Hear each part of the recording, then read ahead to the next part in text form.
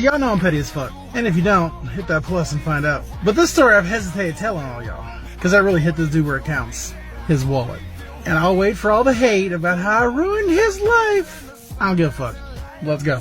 So a little backstory first. I've worked for some really good jurisdictions, where the police are all about catching shoplifters, investigating, taking them to court, you name it. And then I've worked for very poor jurisdictions. Like it takes them like 40 minutes to get there, and they won't pursue a shoplifter off property, or hell, even chase them while they're on property.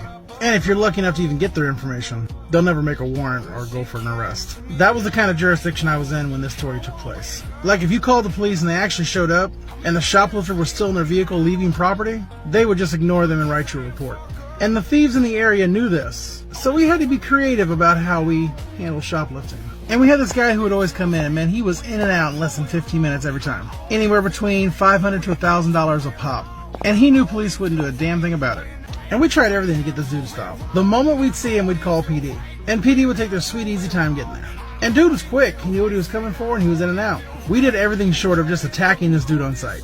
Now, dude always parked in the same general spot in the parking lot every time. And he had a really nice baby blue Monte Carlo with some super expensive rims on it and those rubber band tires. So one day I had enough of it. I went out to the Tire Lube Express department and grabbed what they call a valve stem puller. And I went out to his car and I proceeded to pull all 4 valve stems. Now, I wasn't trying to damage his vehicle. Valve stems cost like $2 tops. But after all the air was out of the tires, you really couldn't tell a difference. Dude loads up, gets out to his car. Just so happens PD actually rolled into the parking lot at the same time he's getting in.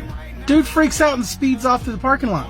PD, per normal, didn't do shit about it. When I got off work that night, I drove home, and I just so happened to live in the same direction he was fleeing. I see his Monte Carlo on the side of the road. There are no more tires left on the rims, and the rims look like saw blades. So I thought our story was over, but it wasn't.